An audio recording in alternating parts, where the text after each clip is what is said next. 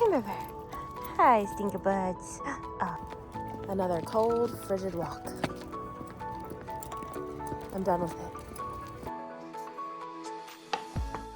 Good morning, friends. I'm taking you along with me for another What I Eat in a Day video, and today we're chatting periods. Ant flu hit me hard this morning, and I was already planning on recording today, so I figured, why not make this a theme? We're going to chat about how I'm eating differently on the first days of my period and why I eat a little bit differently these days. This is not going to be meant as any kind of medical advice. None of my What I Eat in a Day videos are meant to be like a diet plan for you or anything. It's just me sharing how I'm eating. And so take this as you will. I am starting my day with a hot coffee. This is just a black coffee. Now, caffeine can worsen period symptoms, so I will be aware of how much caffeine I am consuming throughout the day, but I'm not going to give up my morning coffee, unfortunately. I will try not to have too much caffeine throughout the day, but no promises. The first day is always the worst day for me, and every time this happens, I'm always a little surprised. I don't know why, after all these years of experiencing a period, why I'm shocked when it happens, but it's always kind of comical to me because usually the day or two before I am a little PMS-y. I notice my moods are a little bit all over the place. I usually get a headache the day before, and once it hits me, then everything from the last couple days like suddenly makes sense, and I'm like, oh, yeah, maybe that's why I was a little testy yesterday. Every single month, it's the same thing, and you'd think I'd learn and catch on at this point, but it surprises me every time. I have my super cozy bowl of savory oats for breakfast this morning, and I am very excited to dig into this. It's full of veggies and protein. It's a big serving. If you haven't tried savory oats, I have a recipe on my blog. You should give it a try. It sounds weird when you've never had it before, but I promise it's so delicious. Now, this bowl of oats is a really good way to start my morning. It's got tons of magnesium, iron, potassium, which are all important things that are going to help manage my symptoms today. Really, the only change that I really intentionally make to my diet when I'm on my period is that I increase the fat portions that I'm eating. I am on a health journey and I'm trying to lose a little bit of weight in the process, and so I tend to cut back on some of the higher calorie foods like fats. But this week I'm increasing those fats a little bit. So I added a little bit more avocado on here than I typically would on a normal day, and that's just to help me feel better. It helps me feel more satisfied, and it's just something that I've noticed that helps me kind of manage cravings throughout the day so that I don't find myself picking as much as I would if I'm reducing those things. It's so good. I like to cook this without salt, and then I take black salt and I just sprinkle it on the top as I'm eating a little bit as I go, because it gives it that like creamy, eggy taste that I absolutely love. You don't have to do that, but that's what I like to do because it's so good. And also, I want you to know that it's important to be gentle with yourself, especially on weeks like this when you're just not feeling your best. And you don't have to go off and do research about foods that are high in iron, potassium, magnesium, things that are going to help you feel better. If you follow a very whole food centric diet, you're going to be getting those things anyway. So you don't have to have these things memorized. Just focus on getting a wide variety of whole plant foods and you should be covered. Why do I never get it in my mouth? Anyway, I'm going to go cozy up with this nice bowl of oats, and I will see you at lunch. I don't like to use my cycle as an automatic excuse to skip my workouts, and I find that if I do skip my workouts too much or make too many excuses, it kind of gets me out of my schedule, and then it's hard to get back into it again. So instead of just skipping my workouts, I choose to focus on making sure I'm still hitting my steps. I go for maybe a couple extra walks if I need to, keep the movement gentle if I need to, but it's ultimately about checking in with my body and how I feel that day.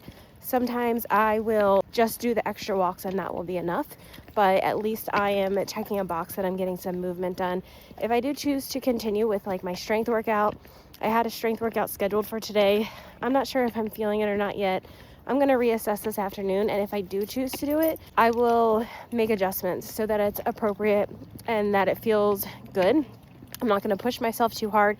Maybe I'll lower my weights a little bit, but just going through the motions is going to help. And ultimately, some like gentle movement, still getting in your movement, can help with like symptoms. If you're like really crampy or bloated, getting that movement in, getting that blood flowing can be a big help. So that's my thoughts on exercise during your period. I don't think you have to skip it. I think you just have to adjust to how you're feeling and be kind to yourself in the process. If you're not feeling that day, that's cool. Maybe just like do a couple stretches, whatever feels good in that moment, and move on, right? So I'm in the process of recording a recipe for another video, and this is just gonna be my lunch today because 2 birds, 1 stone. And honestly, I'm very excited about it because I'm making my buffalo alfredo pasta from my plant-based flavor booster book, which is my like saucy ebook. It's got like 5-minute sauces in it and it's so delicious. And honestly, it's just like the ultimate comfort food. And I think that's what I need right now. So that's what I'm having for lunch today. I have the sauce already blended up. It's got a base of cauliflowers, nutritional yeast. There's cashews in there, so I have my healthy fats. And I'm gonna pair it with some brahmi pasta today. This is the spaghetti and it's super high in protein and fiber. So that's just what I need for this afternoon. It sounds so cozy. So I'm going to cook myself up a serving of this. Actually, maybe a little bit more than a serving. I'll probably do like a serving and a half of pasta, the sauce, and then I'm going to make a vegetable.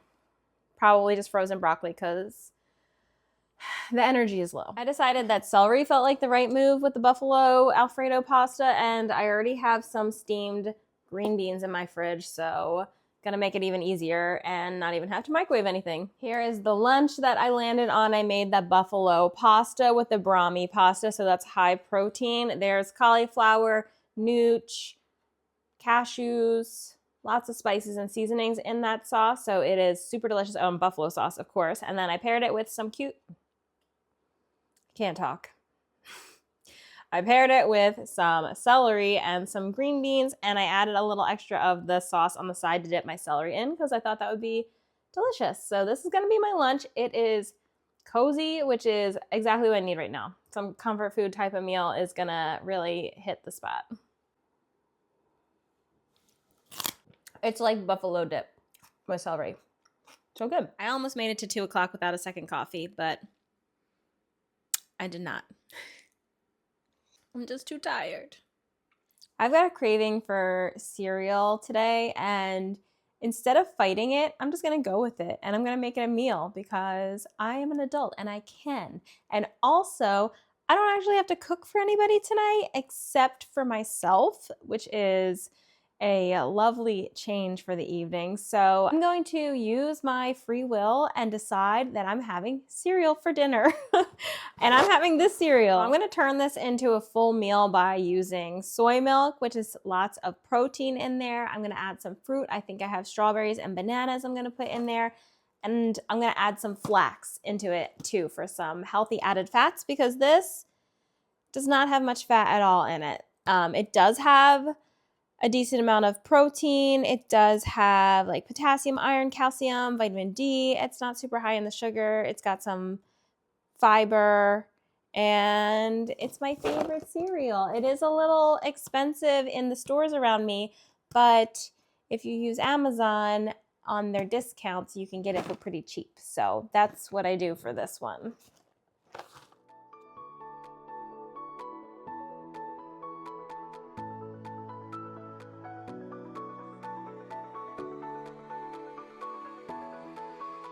Do not judge me for the size of my cereal. It didn't fit in the first bowl, so I upgraded to a bigger bowl. But it's the same amount. Just because my bowl's bigger doesn't mean I have more cereal. So yeah, so this is my dinner. I've got those 2 types of cereals. I realized I read the label wrong on the other one, and there actually wasn't that much protein in that. So I added some of the cinnamon protein Cheerios in here too. So I got a combination of the 2 cereals, strawberries, bananas, flaxseed, and some soy milk. And that is what I'm calling dinner tonight. And honestly, I am very excited to sit down and eat this. I am sipping on this Poppy. I don't buy these, but I happen to have a couple in my fridge because my grandma left them at my house. So I am sipping on this. It's just okay. I don't love these. I think they're overpriced and I think they're kind of pointless personally, but maybe the prebiotics will help with something. Who knows? Anyway, I'm still a little hungry. Like I'm okay after the cereal, but I could eat.